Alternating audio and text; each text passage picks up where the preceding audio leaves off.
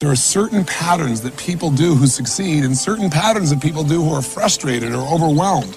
And I want to share with you what those patterns are, because this is not about just giving you some little time planner, because that's not going to change your life, nor will a piece of software.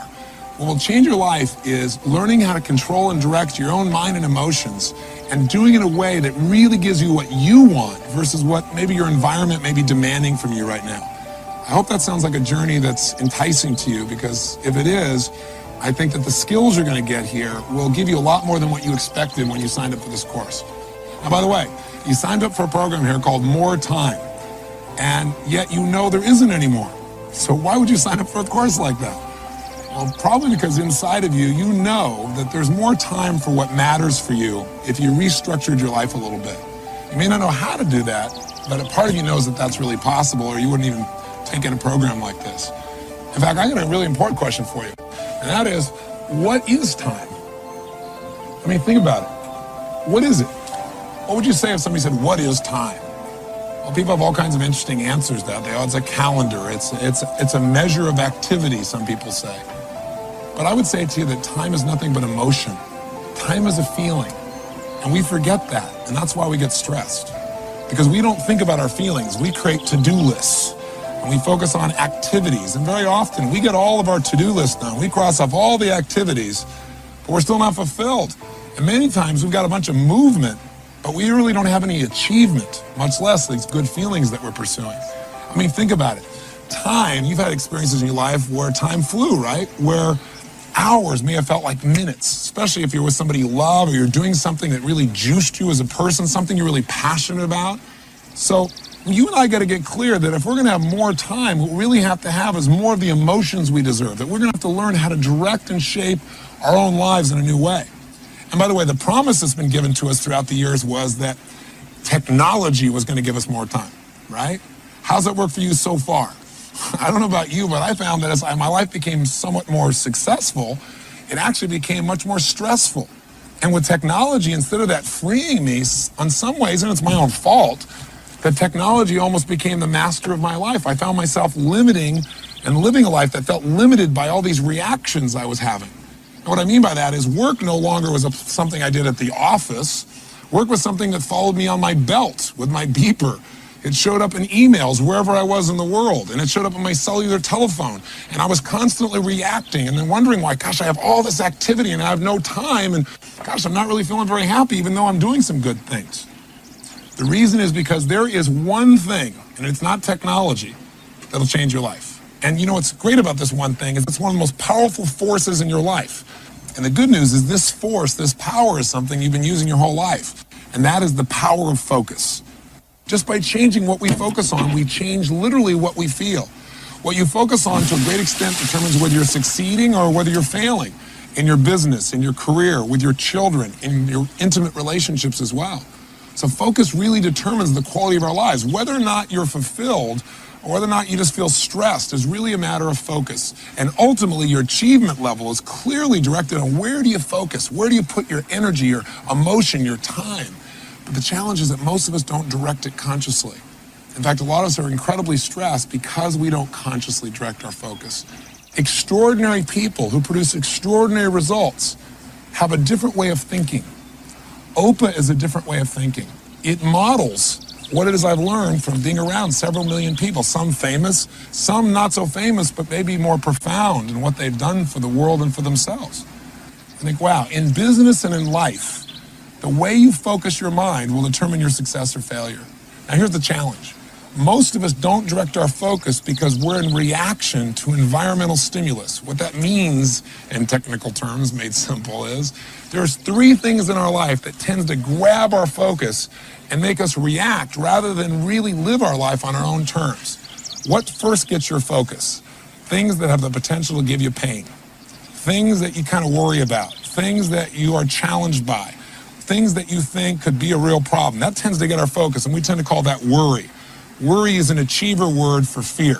We're fearful that something bad's going to happen, so we put a lot of attention into it. And sometimes it's at the expense of things that are much more important, like our family or our health. Sometimes we worry about things that will never happen. And I think that what happens for most of us is fear gets our focus. And it's natural. It's our survival instinct to avoid pain.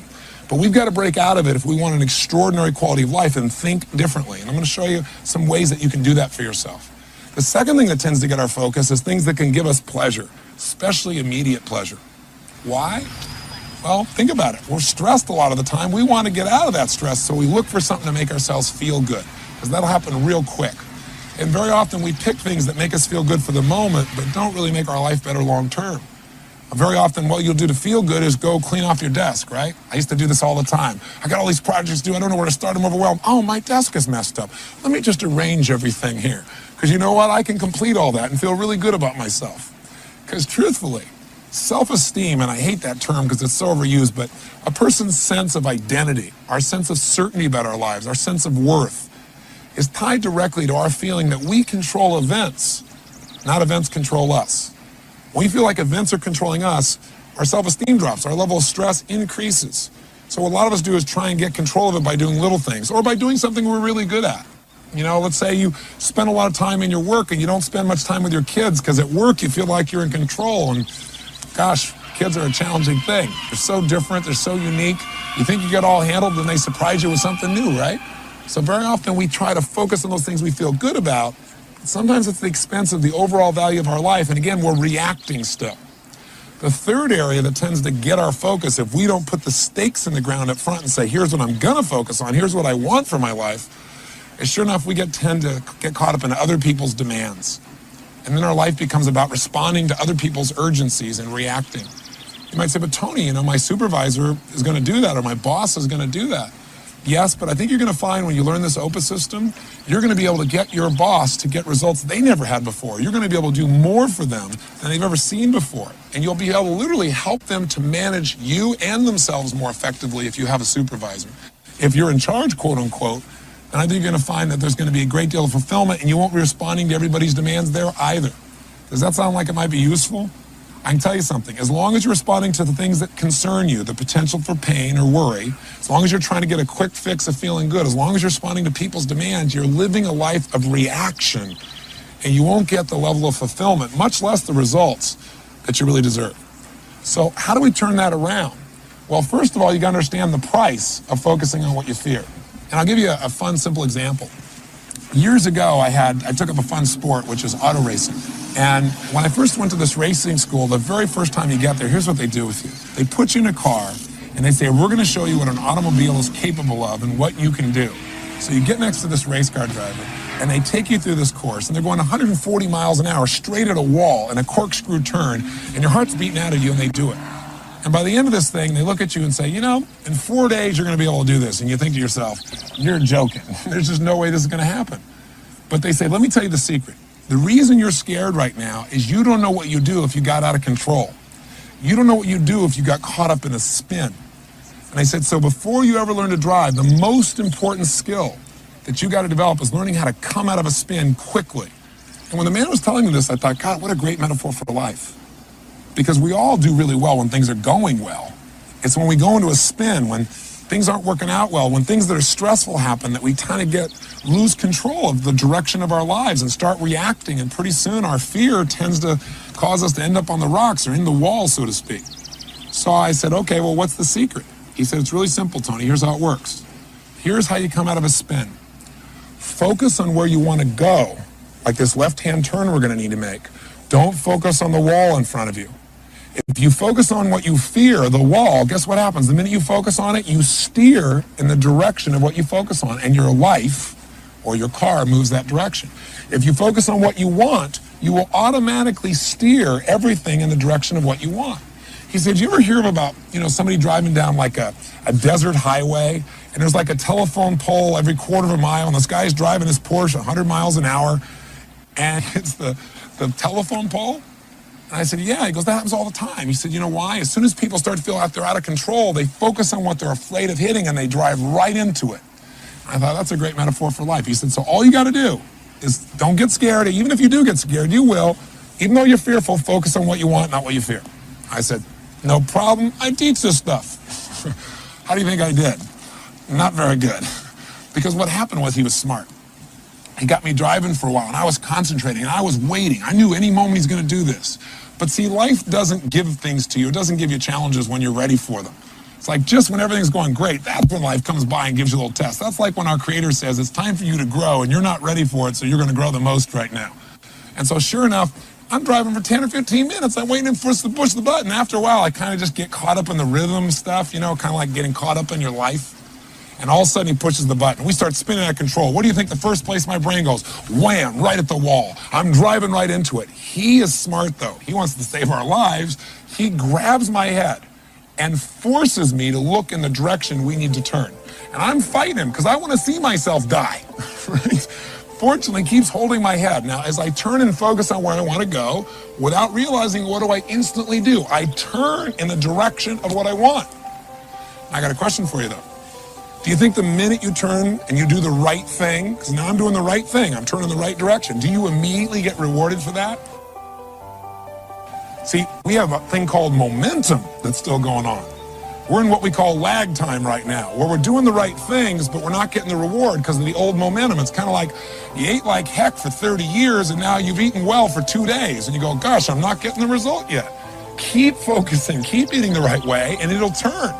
But you got to keep the faith. You can't look back at the wall because that's what you want to do. You want to look back and go, it's not working. I want to see the failure. I want to see the crash. Fortunately, he keeps holding my head. And what happens? Sure enough, we turn. And a few seconds later, the wheels catch and we turn and we miss the wall by about 2 or 3 feet. My heart is beating out of me. He goes, did you learn? I said, I learned. Did I learn? No. It took 3 or 4 more times of doing this, of him forcing my head before I finally got it down. I got a very important question for you though. If you focus on where you want to go, are you guaranteed not to have problems, guaranteed not to hit the wall? The answer is no, you could still hit the wall. But let me ask you an alternative question. If you focus on what you fear, if you focus on the problem, if you focus on the challenge ahead of you, and you drive yourself into that, are you going to crash? The answer is 100% yes. So there's no guarantee in life, but if we focus on what we want, our outcome, which is what OPA stands for, the first O in OPA is outcome. What do I really want? If we focus on that, our chances increase geometrically. If we focus on our fear, we got a real problem. So the obvious question becomes, okay, well then how do I control my focus, Tony? Do I just think positive? Well, let me give you a clue. I don't believe in positive thinking. I don't believe you should go to your garden and say, there's no weeds, there's no weeds, there's no weeds, and do a bunch of affirmations. I got news for you, the weeds will take your garden. I believe in something really simple. I believe in seeing life as it really is, but not worse than it is. See, most people say, well, I'm just a skeptical person. I'm just a pessimistic person. What they're really saying is I'm fearful. I don't want to get my hopes up. I don't want to be disappointed again. But I'm here to tell you in life, you got to see it as it is and not worse than it is. You can't try and protect yourself, or you protect yourself from success. You protect yourself from joy. You got to get your hopes up to make life work. So see it as it is, but not worse than it is. Second, you have to see it better than it is. Otherwise, there's no drive to make things better. You got to get a vision for what you want. What's the outcome? What's the vision for your life? Otherwise, you'll get caught up in the to-dos of daily living, and you'll say, gosh, I don't know what it is, but I feel like my life's about making a living instead of really experiencing life. So if you get a view of what your outcome is, of what you really want, wow, the game changes for you. And then once you know how it is, and then you have a vision for how you want it to be, then the obvious third step to succeeding is you got to make it the way you want it. And what we're going to show you with OPA planning is how to do that. Now, from a practical perspective, how do you actually change your focus in a second? Well, the way you and I do it is by asking questions. You see, when we say we're thinking, what we're really doing is asking and answering questions in our mind on a consistent basis. That's all thinking is. Thinking is the process of asking and answering questions. And if you ask a lousy question, what are you going to get? A lousy answer. So if your question is, how come I can never lose weight? Your brain gives you an answer, because you're a pig. Or if you say, how come I can never pull this off? Your brain says, because you're a schmuck, because you're not ready, because you came from a dysfunctional family, or whatever lousy answer comes to a lousy question. What would be a better question around this idea of losing weight? Well, you could say, well, instead of how come I can't lose weight, you could say, how could I lose weight? Challenge with that question is a little better, but you'll probably say, I go on a diet. And diets are painful, so you probably don't want to do that. What would be a better question? How about, how could I lose weight and really enjoy the process? That's a different outcome, a different result than just losing weight. It's losing it and enjoying it. Now, if you ask, how can I lose weight and enjoy the process, your brain will give you a different answer because you're asking a better question. Now it might say, you know what? I've always wanted to learn to horseback ride or play polo or whatever it is you love to do. Maybe I'll go do that. Or I love to play basketball. What if I could play basketball and I'm not even thinking about losing weight and it'll happen automatically? If you want a better answer for your life, you got to ask better questions. If you want a better plan, then you better ask better questions. And by the way, this is true of some of the most riveting aspects of our life, because all human beings' lives are driven by the questions they ask. Some people succeed in life and they ask the question, what's wrong with me? And they wonder why they feel depressed all the time. Or why can't I figure things out? We have to be very careful about the questions we ask ourselves. Does this make sense? I hope it does. Whether it's a Martin Luther King asking a question about his dream and how we can have equality, or whether it's a fun quote or a powerful quote, or whether it's a question of a leader like Robert Kennedy, but we know the famous quote said, some people see things that were done and they ask why. I look at things that were never done and ask why not. If you want to change your life, you got to change your questions. And if you want to change the experience of planning, you got to stop asking that silly question that everybody asks when they're going to plan something. I used to do this all the time. What is the question we all ask when we're going to plan something?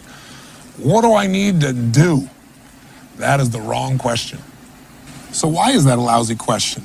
Why do we not want to start out when we're trying to plan our day or a week or a month or our life by saying, what do I need to do?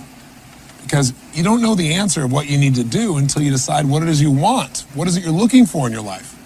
If you think about it, we've seen all these new time management systems come out, and I've used them all.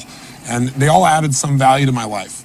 But none of them really helped me to achieve at the level I now achieve, and they certainly didn't help me to really be fulfilled. They were about making up my to-do list of all the things I needed to do, and I found myself at the end of the day, even when I crossed everything off, very often still not feeling fulfilled.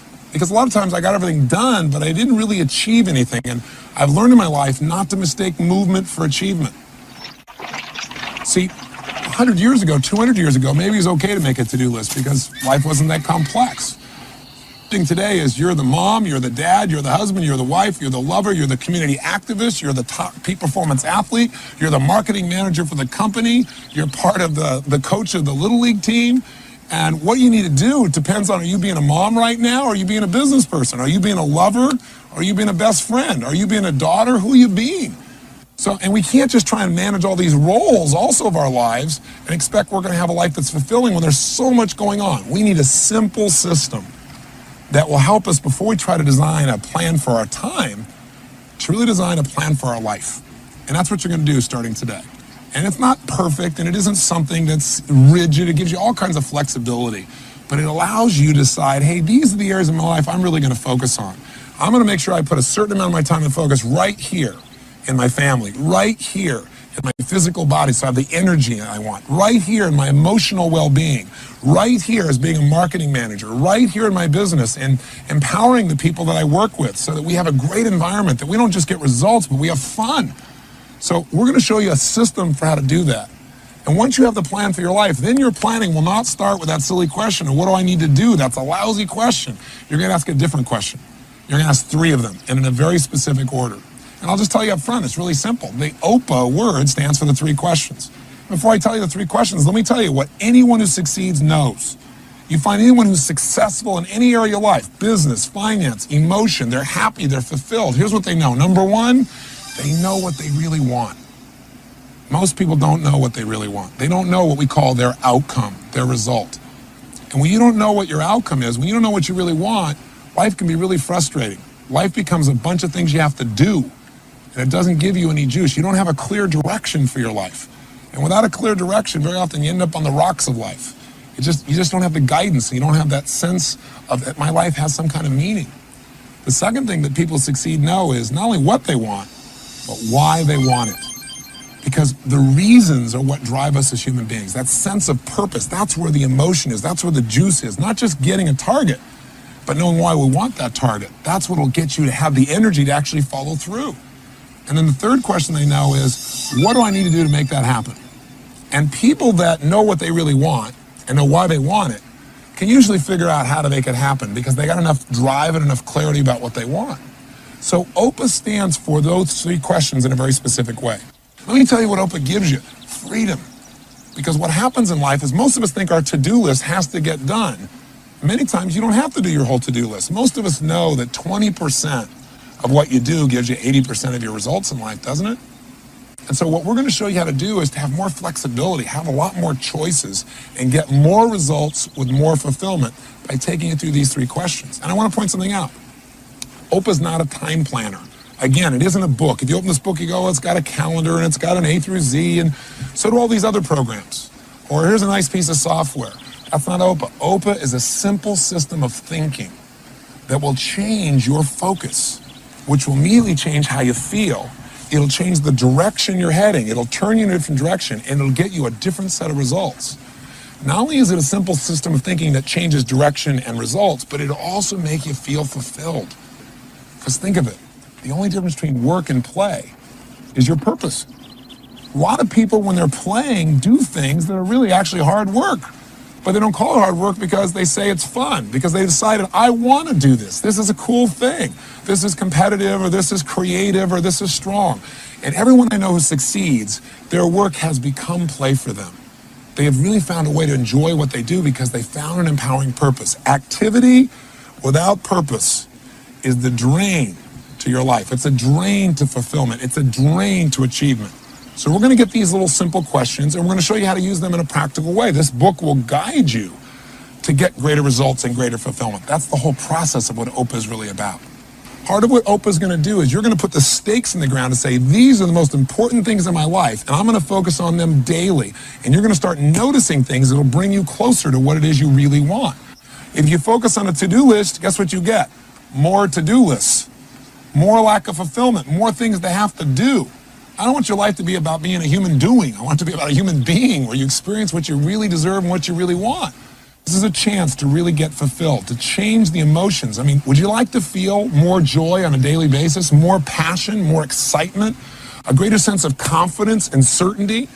That comes from knowing that you're in control of the events, not the events are in control of you.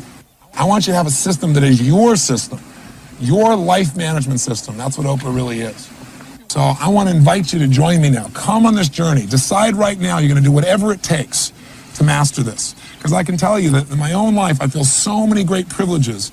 And I'm sure some of it must be luck. There's luck in anything. But a huge part of it, I can tell you honestly, has been focus. I focused on what I knew was most important in my life, and I've created what I want for my life, which may be different for you. But I want you to have what you want to have, not what the environment is demanding from you, not what your next email is requesting, but what your heart and soul deserves and desires. So to do that, let's start with an OPA. So get started. You know the outcome. The outcome's really simple.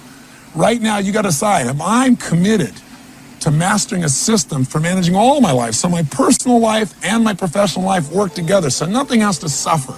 And I believe that's not only possible, I'm committed to that result. The next question is why? Why are you going to become not just good at this, but outstanding? What's your reason? That's what I'm going to ask you to do right now. And I want to thank you for letting me dump so much on you in this short period of time here. I'm looking forward to hopefully meeting you someday soon, but for right now, let's get focused and let's get this life management system called OPA in your life now and begin the journey towards a life of incredible results and extraordinary fulfillment. You know, we're living in a time in which stress seems to be almost epidemic, especially for achievers. Everybody talks about being stressed, especially those people who are really trying to do something meaningful, really accomplish something. And I want to make sure that your drive for success or to make a difference really leads to the joy and the fulfillment and the excitement and the passion and the pride that you're really looking for.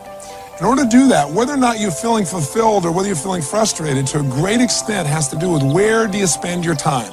What zone, what dimension of mind, emotion, and focus do you spend your time in?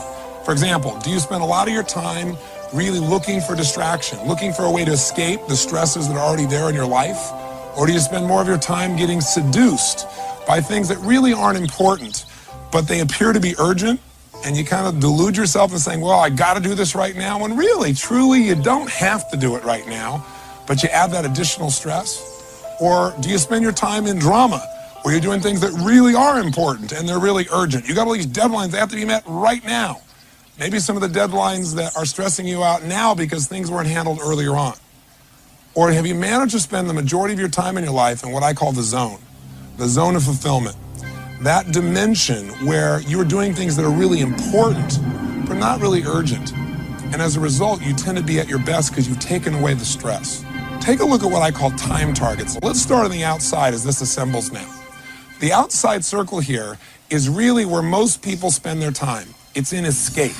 In fact, it's doing things that are not urgent and they're not important. I call this the dimension of distraction. Or for short, you could just call it the escape dimension.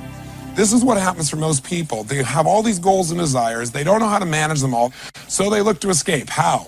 Drink some alcohol. Go hang out. Go watch television. Do something that for the moment is escape. Now, is that all bad and all wrong? The answer is no. But if you spend the majority of your time there, you won't be fulfilled as a person and your stress will actually increase. Now, the next circle, closer into the target, is that area that we call the dimension of delusion. That's because this is the area where you start doing things that are urgent. This is where you spend your time, but they're really not that important. And what fits in this category? Emails. I mean, these days, all somebody's going to do is type something and they can send it to 50 people with one keystroke. So a lot of us end up with a lot of emails that don't really, they beg us to respond immediately, but would you agree with me? A lot of it is just things that seem important, but really aren't important at all. They're just urgent because there's this demand that says, handle me, I'm here on your screen. The more classic example is the telephone. I mean, the phone rings and you're in the middle of something really important. And now you run to grab it and break the pattern of your focus and your feelings. Now, if we go to the third ring, the one closest to the bullseye, that's urgent and important items. That's the dimension of demand. That's where something says, we got to do this right now. You're going to have to spend time there. And a good portion of your life, if you're an achiever, is spent there. But if you spend too much area, too much time, too much focus, too much emotion in the area called demand, in that dimension, you're going to be one stressed character. So you've got to have a certain percentage of your time here, but not more than you need. And life will give you plenty of urgent and important things to deal with without you not doing your part. Where do you want to spend the majority of your time? You want to hit the bullseye as often as possible. That bullseye is the dimension of fulfillment. That's when you're doing things that are really important, but they're not urgent right now. Now, what fits in that category? Your health. Most people wait till they have a health problem to try and deal with it, and very often it's too late. We got to make that something that, even though it's not urgent, we make important, and we make that the time we spend no matter what. We spend time in what's important. So one of the secrets here is to identify, where do you spend your time? Are you spending 20% of your time in the zone, 60% of your time in urgent and important, called the dimension of demand, and then 5 and 10 or whatever in the other two? Are you spending 50% of your time in the zone? Let's do some time accounting of last week. Go for it and let's do it right now.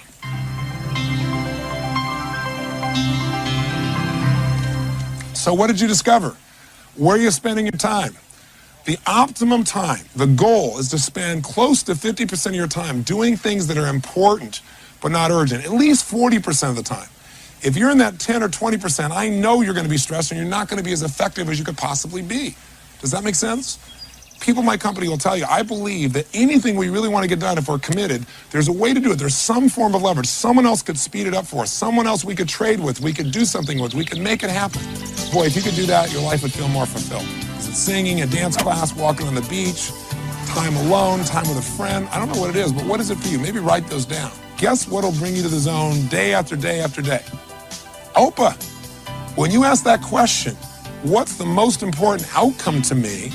It'll cause you to focus on what's most important to you, not just what's urgent. But what will bring you there is this life management system and this focus on outcomes. So have I sold you yet? You got to make sure you focus on spending as much time as possible doing what's important and not urgent. Get yourself into that 40, 50, 60 percentile there, and you're in for a great time with a lot less stress and an amazing amount of joy. Thank you.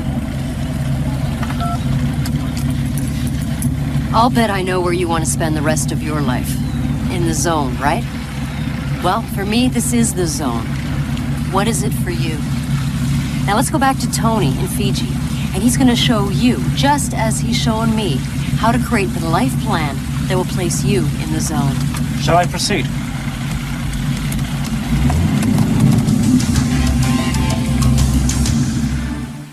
Now we're going to talk about categories of improvement. What we're really talking about is creating a life plan for you now. If you don't have a plan, you fall onto somebody else's plan. It's the old thing of, if you fail to plan, you plan to fail. It's an old overused phrase, but it's really true. Without a plan, your focus goes to what you fear, something that could give you pain, Or it goes to something that gave you pleasure for the moment so you can get out of the stress. Or it goes to something that someone's demanding for you. We want you right now to begin to create a life plan. In order to have a life plan, you got to have something you can manage. Think of this as a life management system. If you're going to manage your life, you got to look at what are the areas of your life that you really need to manage in order to succeed and be fulfilled. We call these areas, obviously, areas of management. There's only two primary areas of your life you really have to manage. Area one is obviously your personal life. And we're going to take a look at what are the areas that you need to focus on a regular basis in your personal life in order for you to not only be fulfilled, but have a life that really works. In your professional life, there are a lot of different things you got to look at. If you try to think about all of them at once, it's a bit overwhelming. But virtually everything you do in your business life or career can fit into 4, 5, 6, or a dozen categories. Think of it as areas you're going to focus on. And the reason we call them categories is we don't want to just focus on them. These are areas that we want to continuously focus on and do things to improve them. Now, if you don't come up with an area and actually define it, life tends to grab your focus. So for example, in your personal life, what would be an area that you would need to continuously focus on and continuously improve if your life's going to work? Well, one area of your life would have to be your physical vitality and health. If you don't take care of that, if you don't focus on it, does it get better automatically? You and I both know the answer is no. You have to put focus in it, and you also have to measure it. The same thing's true of your finances. Finances don't get better by just hoping. Finances don't get better without focusing on it. If we don't focus on it, our finances tend to stay where they are or get worse. Same thing's true of friendships, relationships. Same thing's true with your family. Same thing is true of your spirituality. If you don't put a focus on what you believe spiritually and making sure you're measuring that you're really aligning yourself with your creator or whatever you believe, then you don't feel that same level of fulfillment in that area of your life. So we're going to put the stakes in the ground and say, you know what? I'm going to have a life plan that's going to require me to continuously measure my progress in each of these areas. And I'm going to set specific goals in each of these areas. And when I go to plan my day, instead of saying, what do I need to do? I'm going to say, what's most important for me to achieve? Because unless you come up with those categories, your focus will go to the urgencies of the moment, and you'll be pulled out of the zone, and you won't get the results or the fulfillment you deserve. Think of it this way. You cannot manage what you can't measure. So you got to stop and measure it and say, this is what it's going to be, and this is how I'm going to achieve it. In fact, and a good metaphor for it is this, the little wheel of life. It's just a simple thing. And let's have you watch us do it, and then do it for yourself. Like, for example, in this person's case, we'd say, where is this person in these 6 areas? Their physical body, where are they compared to where they want to be? If the dot in the middle here is 0 and the edge of the wheel is 100% of where they want to be, where are you? Are you 100%? Are you a 10 physically? Or are you a 5 or a 3 or a 7? Let's say this person says, well, I'm about 70% of what I'd like to be ideally. Okay, well, let's figure out about 70% of the distance and draw a mark right now, just like we do. Let's look at emotional life for a second. Where are you emotionally compared to where you want to be? Emotion means how much joy, how much passion, how much excitement. It's probably about 30% of where I want it to be. Well, then draw a line of it's approximately 30% like we're doing here. And let's look at the next area. Let's say your financial life. Where is it compared to you want it to be? Well, I have very big goals. I'm about 10% of where I want to be there. Someone else may say, no, I'm 90% of where I want to be. Okay, well, mark that. Let's look at your family life. What's that like? You go, no, that's really good. I'm really happy with that. That's about 80%. Where's your spiritual life? I'd say if I was honest with myself, that's about a 50% of where I really think it needs to be. And lastly, you say, what about your career? And you say, well, my career's doing pretty good. I give that 90%. Connect each one of these sections so they become a continuous outline, forming a shape. All right, now look at the shape we've got here. If this was the tire on the car called your life, how would your car drive? Well, for most people, it would be a rough ride. The categories of improvement, having these areas you're not just going to focus on continuously, but you're going to constantly improve, have specific goals for and plans for it, and that your life revolves around, will not only take you out of overwhelm, but it'll give you the power of balance. Because for most people, they think of balance as a passive thing. Balance gives you this well-roundedness that allows that tire to go stronger and faster and produce greater and greater results while being more and more fulfilled. We have 2 areas of management. What are they?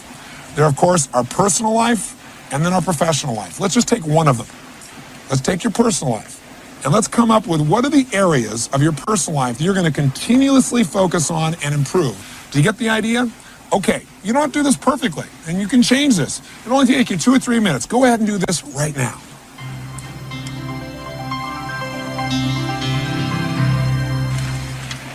Now that was pretty easy, wasn't it? I mean, it doesn't have to be perfect, but you'll tend to notice that most people in their personal life have very similar categories because there aren't that many areas of our life that we really need to focus on for our life to be fulfilled and to be successful and for it to be balanced. Our professional lives tend to vary a little bit more because it depends on your profession. So now we're going to make that set of categories. You know, making sure I constantly improve my skills as a manager or as a salesperson or a marketer or as an accountant or as a lawyer or as a doctor. This is an area I got to constantly improve to be happy, to be fulfilled, to be successful. That's an area I got to constantly focus on. I can't just improve it once in a while. I've got to think about it and measure my improvement so I continue to have a competitive advantage and so that I feel good about my life. We want to keep that tire of your life round and strong so like a snowball, it not only moves smoothly and rapidly, but it gets bigger and bigger. So let's decide what you're going to focus on in your professional life, what you're going to constantly improve. So this part of your life is as fulfilling as your personal life as well. So let's get started. Why don't you go ahead and start right now?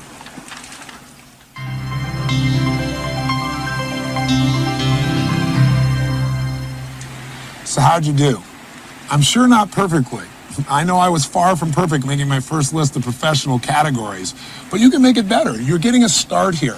Roles are the places, the way you think about yourself, I guess I should say, as you're working in this area. So for example, if you go, I got to work on my finances, it's different than you say, you know, I need to work on being my financial genius today. Because when you're feeling a financial genius, it makes you smile. It puts you in a different place. In these areas of your life, these categories of improvement, let's juice them up. Let's say the area of your physical body, maybe we'll put a word or two there like world-class fitness, and then we want to create 2 or 3 roles, or maybe more.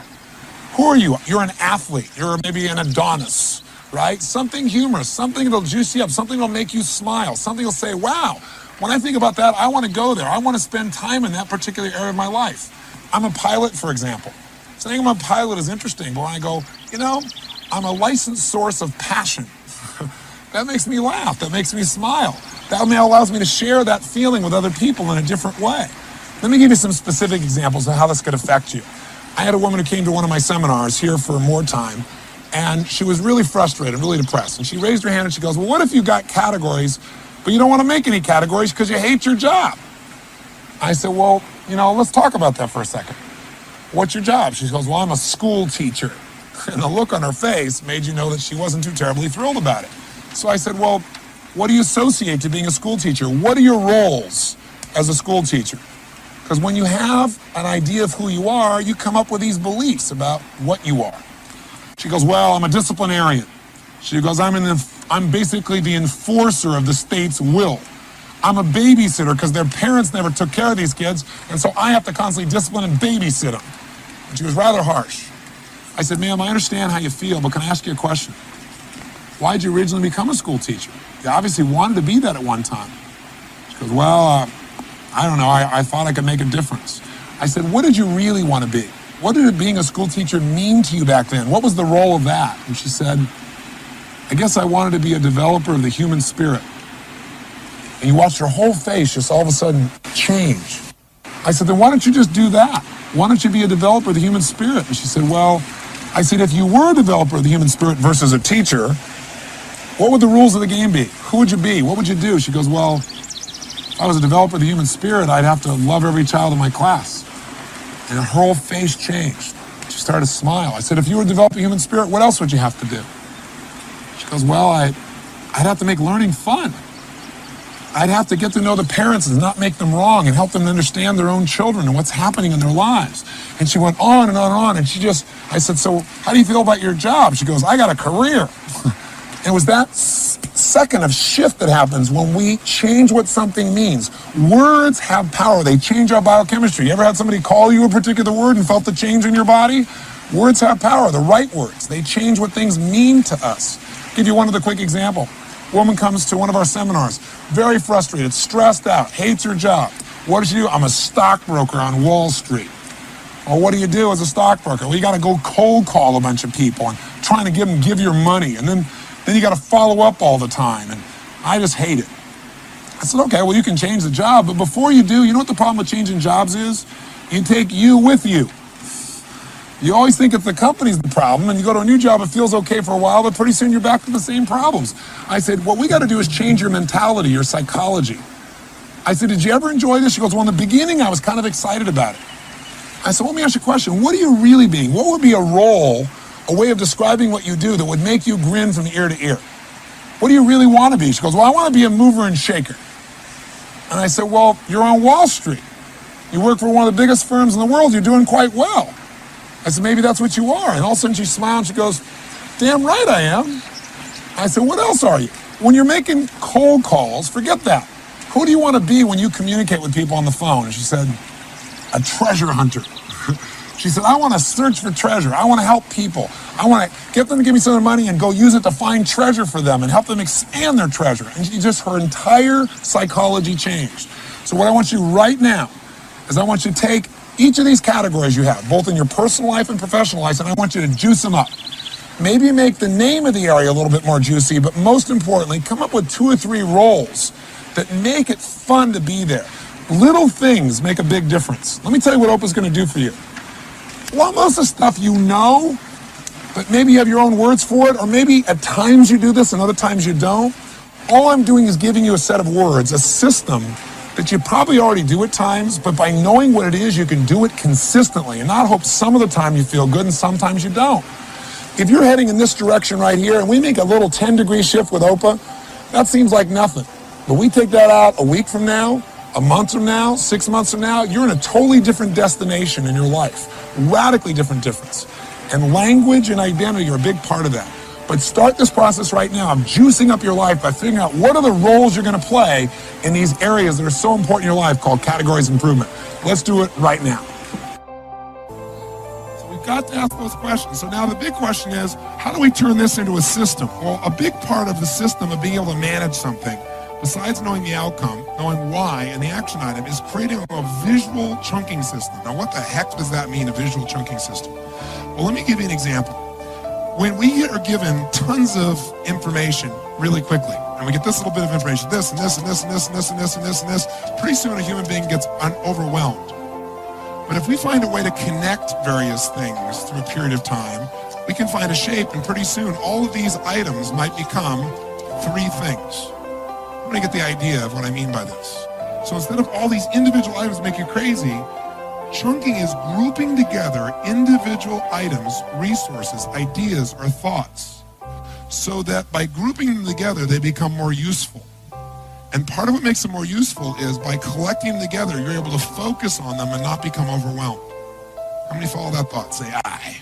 So I'll give you an example, and let's test your chunking ability real fast. I'm going to show you a series of letters, and what I'd like you to do when I show you those letters is I want you to immediately chunk those letters. What I mean is I'm going to show it to you very briefly, and the camera should only look straight on here when I go to show you. And I want you to write them down, what you remember. I'm going to give you a very brief time to look at it. Okay, you look it up on the screen will probably be the easiest way. Here we go. Okay, write it down.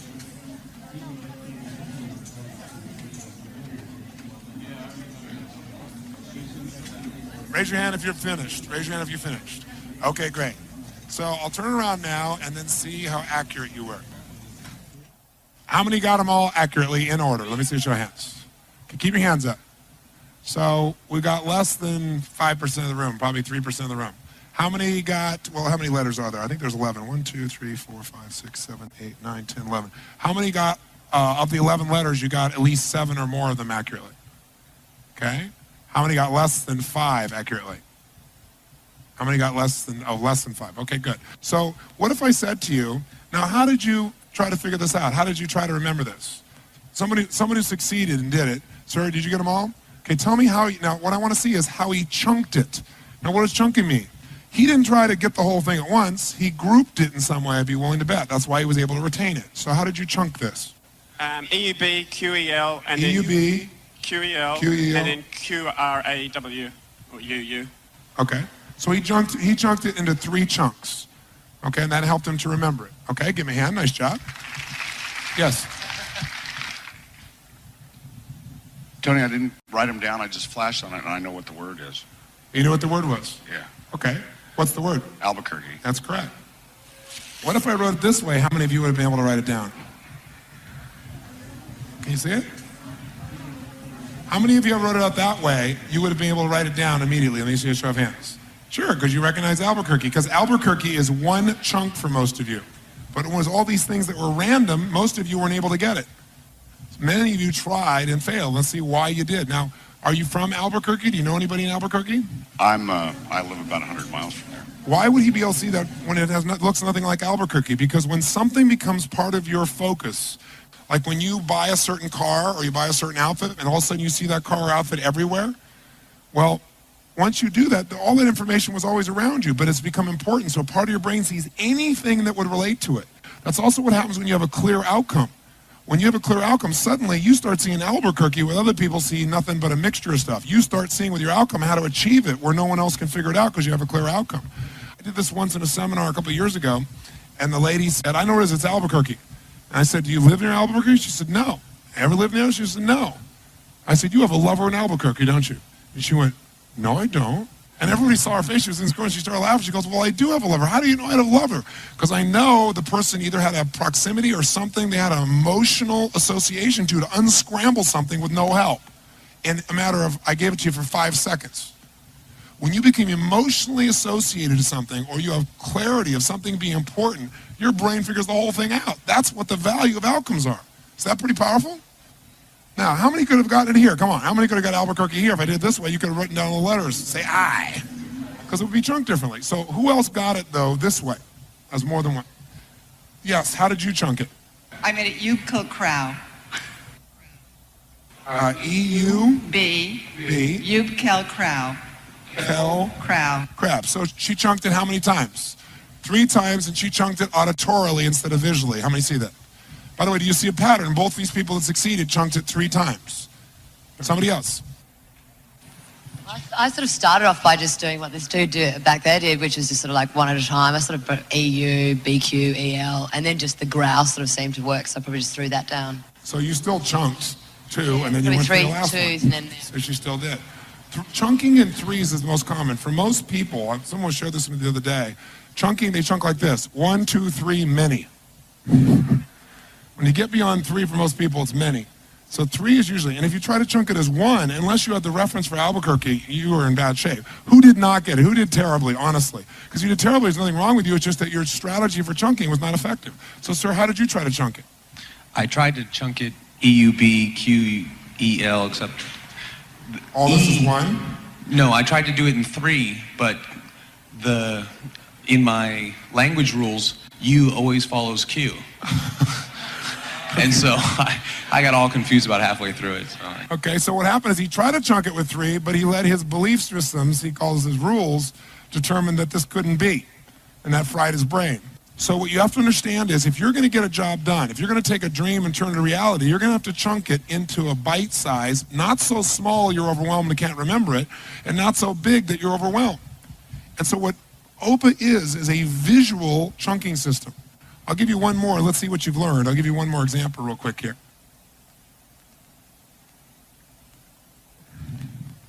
Are you ready? This one's easy. Ready? Put your pens down. I want you to remember this in your head. This is a chunking thing. Here we go. How many got it? Let me see your hands. Okay, how many did not get it? Okay, those who got it, raise your hand and tell me how you chunked it. Yes, ma'am. I read it out loud to myself. I said, that says Turaparini. Turaparini. 3 syllables, 3 chunks. She used auditory, 3 chunks. Give her a hand, nice job. Oh, come on, give her a real hand. Who else got it? Yes, ma'am, how'd you do it? I'm a linguist, so I tend to look for the word that I know in any of the languages that I've studied.